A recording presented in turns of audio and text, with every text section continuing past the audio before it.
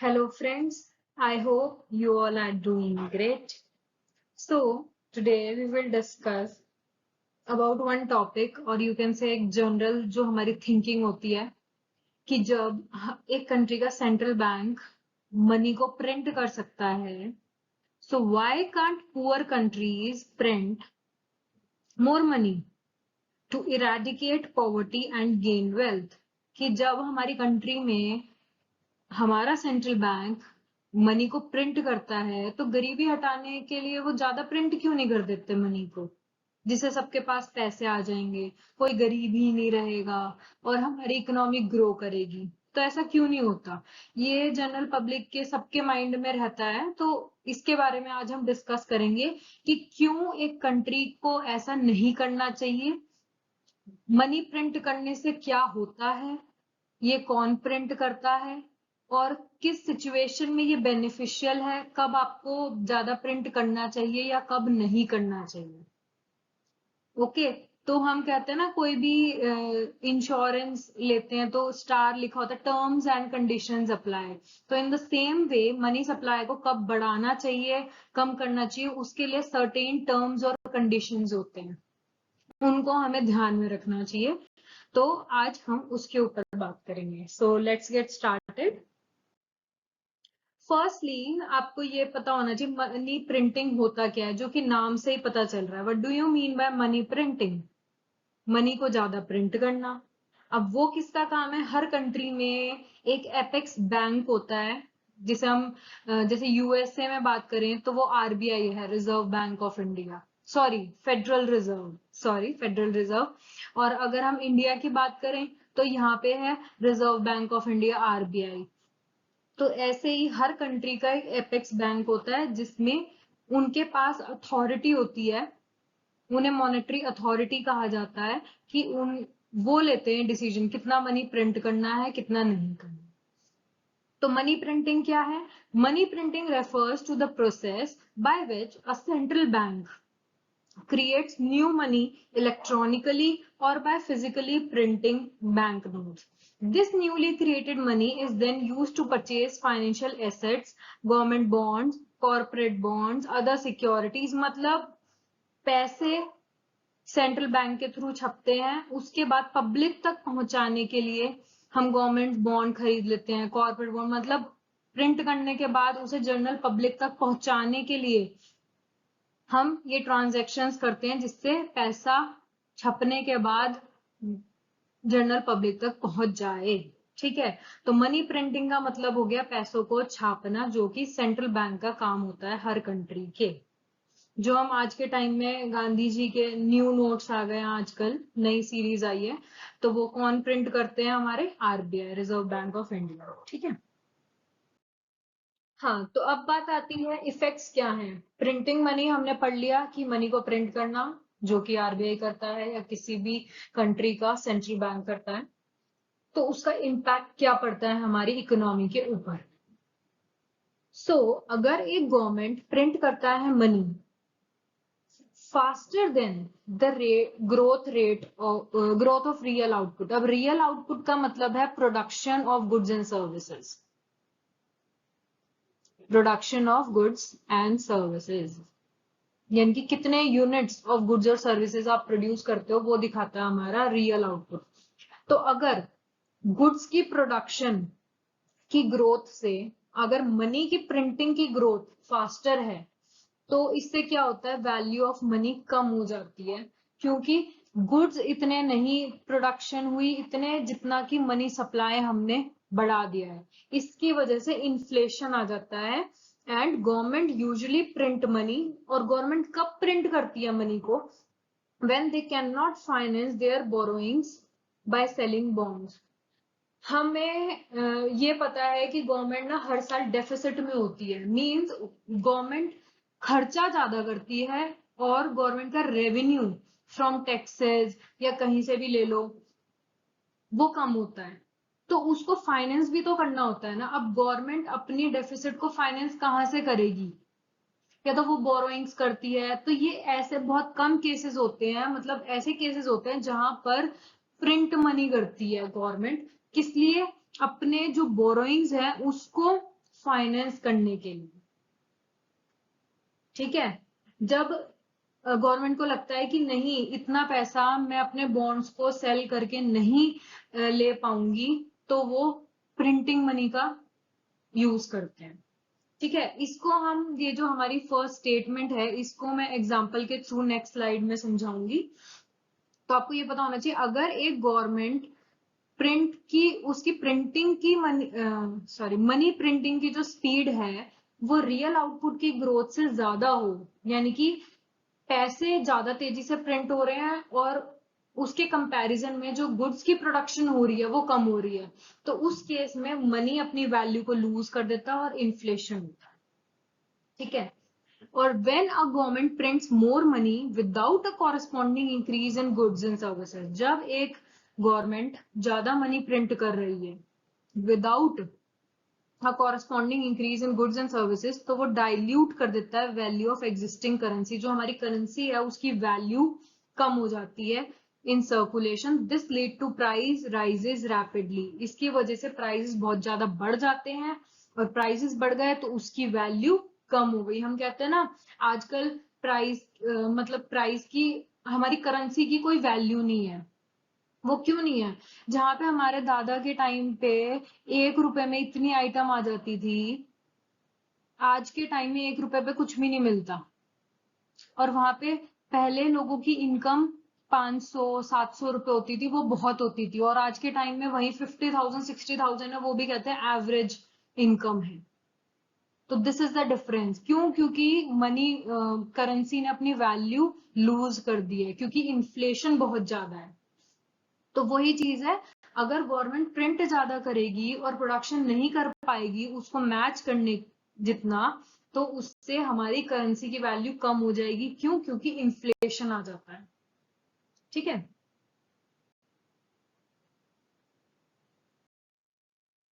अब बात आती है एग्जाम्पल्स की। तो मैं आपको 2 टाइप के एग्जाम्पल दूंगी।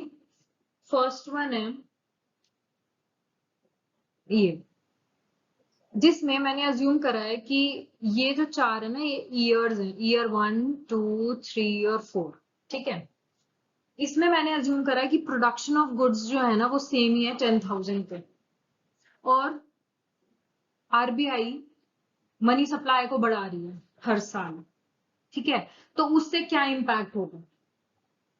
ठीक है, तो अगर मान लो फर्स्ट ईयर में प्रोडक्शन 10,000 गुड्स थी और इकोनॉमी में मनी सप्लाई 10,000 थी, तो मतलब एवरेज अगर मैं प्राइस निकालूं एक कमोडिटी का, तो मैं क्या करूंगी?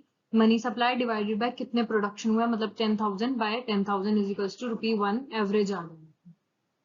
ठीक है, अब ईयर 2 में प्रोडक्शन इतनी ही हो रही है। मान लो एक कंट्री सोच रही है कि मैं रिच बन जाती हूँ बाय प्रिंटिंग मोर मनी। ठीक है, जो कि आज का हमारा टॉपिक है।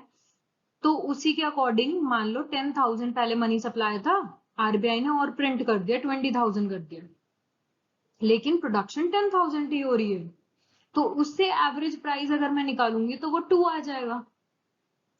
मनी सप्लाई बढ़ गया, प्रोडक्शन 10,000 ही है, तो 20,000 बाय 10,000 इज इक्वल्स टू 2, यानी कि अब एवरेज प्राइस जो एक गुड का है वो 1 से 2 पे आ गया। मतलब इन्फ्लेशन कितना हुआ? 100% का इन्फ्लेशन हो गया, जो कि हम लास्ट स्लाइड में बात कर रहे थे कि अगर मनी सप्लाई का ग्रोथ ज्यादा है या फास्टर है as compare to the production, तो इन्फ्लेशन होता है। तो वही चीज हुई, मान लो थर्ड ईयर में फिर प्रोडक्शन सेम ही है, लेकिन आरबीआई ने और प्रिंट कर दिया, भाई मैं 20 से 40,000 मनी सप्लाई कर देता हूँ, तो इससे क्या हुआ? गुड्स वही 10,000 है, तो अब उन्हीं 10,000 गुड्स को ही बेचना है, लेकिन लोगों के पास बहुत ज्यादा पैसा आ गया, क्योंकि पहले 10,000 रुपए हाथ में थे लोगों के, तो वो 10,000 खरीदते थे, तो हम एक ही रुपये पे बेच देते थे।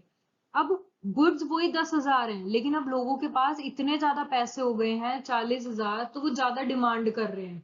अब इतनी डिमांड को तुम मीट नहीं कर सकते, फर्म्स मीट नहीं कर सकती, तो वो क्या करती है? वो प्राइजेस को बढ़ा देती है। उसका प्रोडक्शन तो वही है, वो कहेगी क्यों ना मैं महंगा ही बेच दूं, पैसे भी आएंगे और मेरे गुड्स भी वही बिकेंगे, ज्यादा प्रॉफिट हो जाएगा। तो वो क्या करेंगे, वो 10,000 गुड्स को ही 40,000 रुपीज में बेच देंगे, तो उससे एवरेज प्राइस एक गुड का निकालेंगे तो 4 हो गया। अगर मैं लास्ट ईयर से कंपेयर करूं 2 to 4, तो ये भी 100% का इन्फ्लेशन दिखा रहा है। सिमिलरली ईयर 4 में प्रोडक्शन सेम है। अब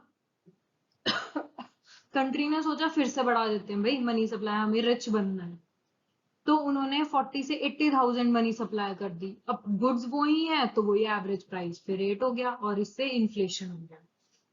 So in the above scenario, if money supply doubles, this means that average person has twice as much money as before. जितनी जब मनी सप्लाई डबल होता है तो इसका मतलब हर एक पर्सन के पास मनी, उसके पास भी तो होल्डिंग उसकी डबल हो जाएगी।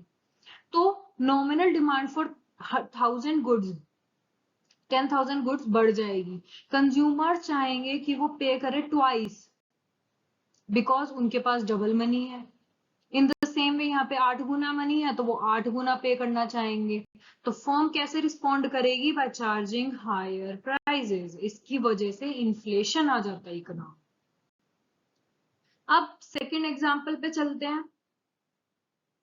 अब मैंने यहाँ पे गुड्स को भी इंक्रीज कर दिया, प्रोडक्शन ऑफ गुड्स भी बढ़ गए, क्योंकि टेक्नोलॉजी आ रही है और इनोवेशंस आ रही हैं, इसकी वजह से प्रोडक्शन भी तो बढ़ रहा है ना। तो मैंने मनी सप्लाई तो आरबीआई ने बढ़ाया ही बढ़ाया 10, 20, 40, 80, लेकिन मैंने प्रोडक्शन भी बढ़ा दिया 10, 20, 30, 40। अब इससे एवरेज प्राइस जब मैंने कैलकुलेट किया तो 1, 1, 1.33 एंड 2 आया। इसका मतलब ईयर 1 से ईयर 2 में यहाँ पर आउटपुट की ग्रोथ हो रही थी 10 से 20,000, यानी कि 100% ग्रोथ हुई। और यहाँ पे मनी सप्लाई की अगर मैं ग्रोथ करूं वो भी 100% हुई। तो इसलिए कोई भी इन्फ्लेशन नहीं हुआ, 0% इन्फ्लेशन। बट जब प्रोडक्शन 20 to 30,000 हुई और यहाँ पे 20 to 40,000 हुई, तो ये जो इंक्रीज है ये तो डबल हुआ है, 100% हुआ है। लेकिन यहाँ पे 50% इंक्रीज हुआ है, 20 to 30,000। अब यहाँ पर क्या हुआ, मनी सप्लाई की जो ग्रोथ है वो फास्टर हुई as compare to real output, मतलब प्रोडक्शन से। इसीलिए यहाँ पे इन्फ्लेशन आ गया आपका 33%। एंड सिमिलरली जब आप यहाँ पे कैलकुलेट करोगे तो इसके बीच में भी ये है। इन्फ्लेशन रेट का आई होप कि आपको फॉर्मूला पता है कि न्यू प्राइस माइनस ओरिजिनल या लास्ट ईयर का प्राइस जो भी ले लो, original price divided by original into 100। ठीक है, तो वही मैंने निकाला 1 minus 1 into 100 divided by 1 into 100।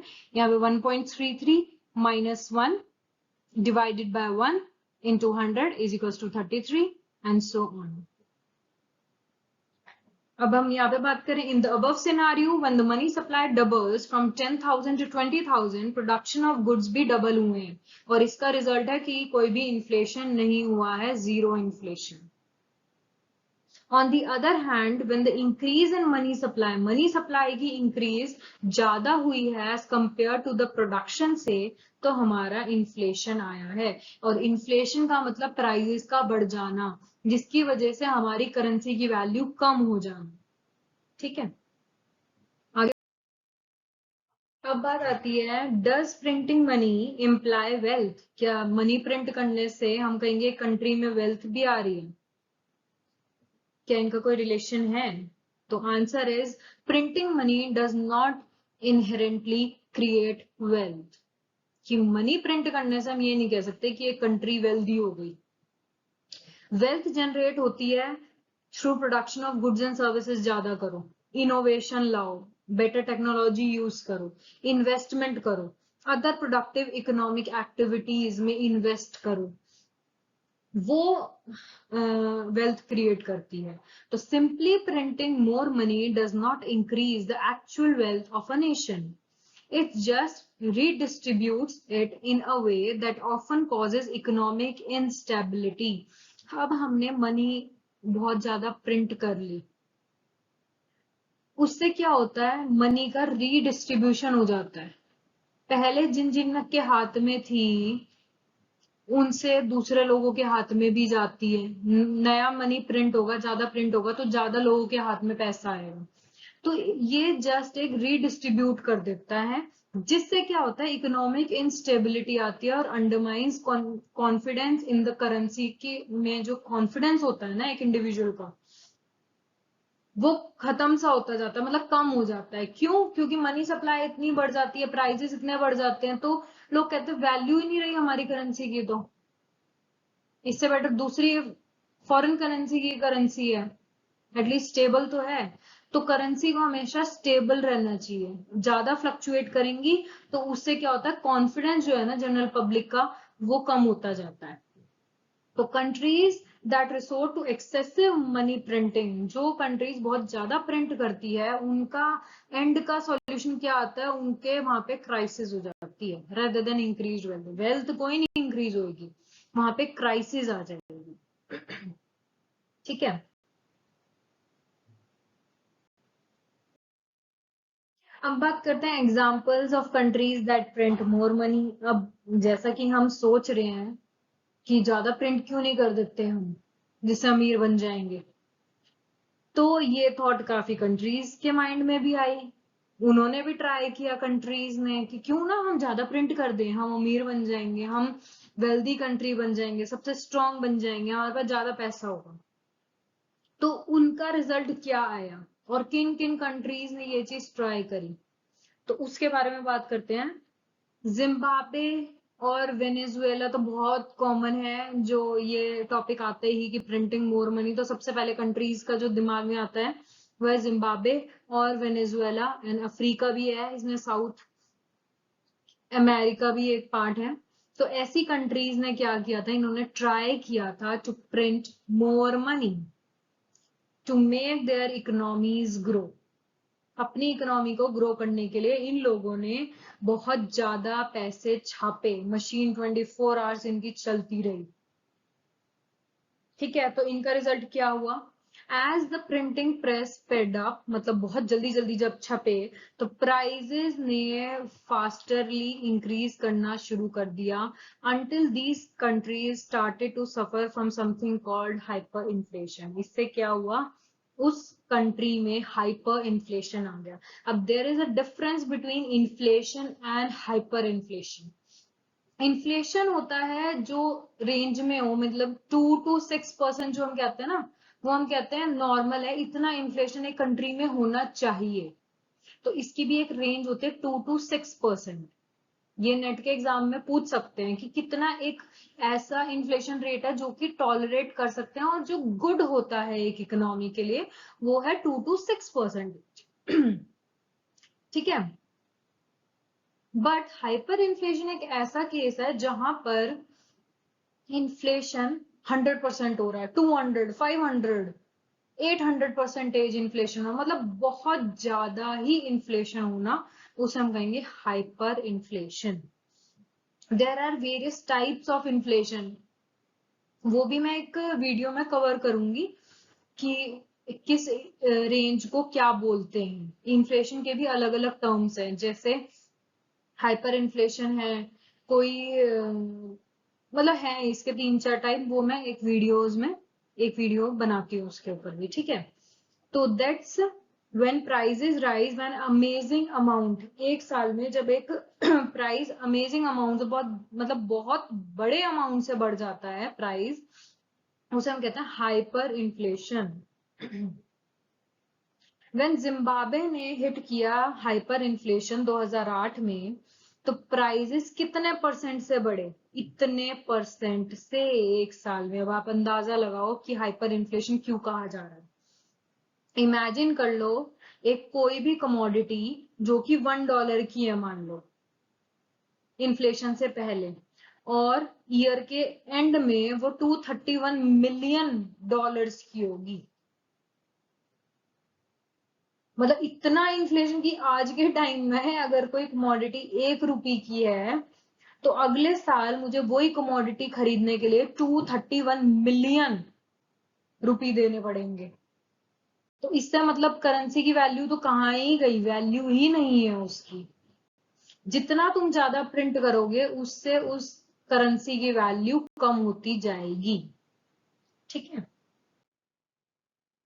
अब इससे कंक्लूजन हम क्या बोल सकते हैं, क्या कंक्लूड कर सकते हैं कि अगर हमें रिचर बनना है तो country must make and sell more things, कि अगर वो इन्फ्लेशन वो सॉरी मनी सप्लाई को बढ़ाना चाहती है तो बढ़ाओ, बट उसको बैलेंस में रखो with the production of goods and services. सिर्फ मनी सप्लाई बढ़ाने पे ध्यान नहीं देना चाहिए, इसको बैलेंस करना चाहिए with the real output. Means अगर तुम प्रोडक्शन बढ़ा रहे हो उसी रफ्तार से, मनी सप्लाई बढ़ा रहे हो तो वो गुड है, लेकिन अगर तुम सिर्फ मनी सप्लाई पे फोकस कर रहे हो, बस मनी को प्रिंट कर रहे हो, गुड्स तुम्हारे उतने ही प्रोड्यूस कर रहे हैं, तो वो नेगेटिव इम्पैक्ट देंगे, वो ग्रो नहीं करेंगे, वो बल्कि क्राइसिस में ले जाएंगे कंट्री को। सो रिच बनने के लिए एक country must make and sell more things, whether goods or services. This make it safe to print more money so that people can buy extra things. अगर एक कंट्री प्रिंट करती है more money without making more things, यानी कि वो commodity increase नहीं कर रही, उसकी प्रोडक्शन नहीं इंक्रीज कर रही, बस वो प्रिंट कर रही है मनी, तो प्राइजेस जो है बढ़ जाएंगे, इन्फ्लेशन आ जाएगा, करेंसी की वैल्यू कम हो जाएगी। वेल्थ कहां से जनरेट होती है? वेल्थ जनरेट होती है through the production of goods and services, innovation, investment और अदर प्रोडक्टिव इकोनॉमिक एक्टिविटीज। मतलब वेल्थ एक अलग कॉन्सेप्ट है जो कि इन चीजों की वजह से इंक्रीज होता है कंट्री में, सिर्फ मनी को ज्यादा प्रिंट करने से वेल्थ नहीं बढ़ती। ठीक है, घुमा फिरा के सेम चीज है। तो थैंक यू, एंड अगर कोई भी डाउट है इस टॉपिक से related, so please use comment section, I would love to help you all. Have a great day, bye bye.